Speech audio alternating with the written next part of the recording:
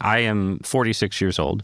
I have lived my entire life in the shadow of predictions about the U.S. deficit being unsustainable. The first presidential election I really remember is Ross Perot's campaign in 1992, which was run in part on those themes.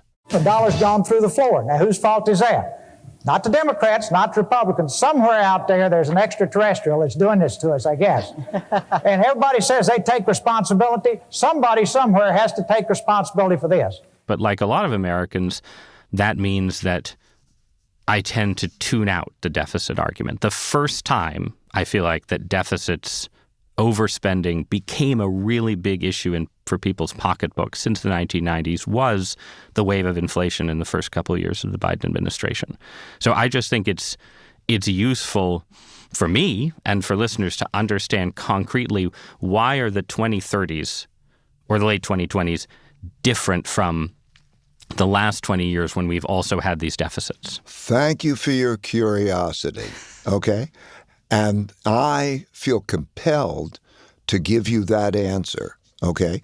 So it is like the plaque building up. And so it's like you saying, like, I haven't had a heart attack yet, okay? And I can say, I feel okay. Okay, you haven't had a heart attack yet. I understand you haven't had a heart attack yet. Can I show you the MRI of this plaque building up in your system?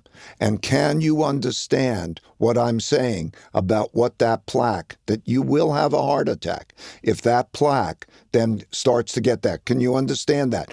Can you understand where the numbers are and where you are? Look, it's your life.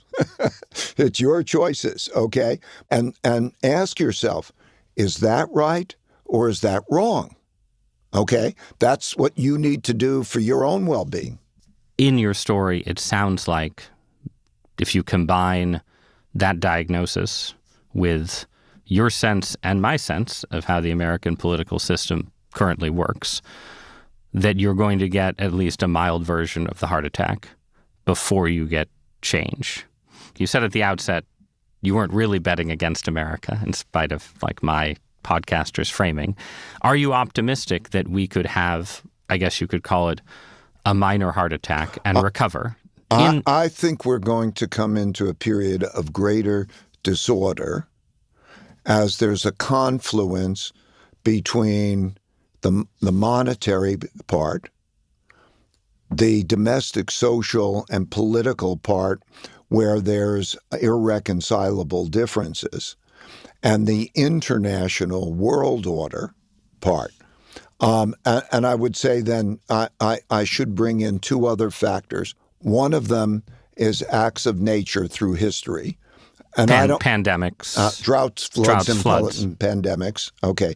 And if you take what is most people think about what's happening to climate, it's not a movement toward improvement, it's a movement toward worsening, and then technology and AI. And I think that we have to talk about technology and AI as it enters into this picture because it plays a role. And the way it plays the roles, I think three ways. It can be a tremendous productivity enhancing result.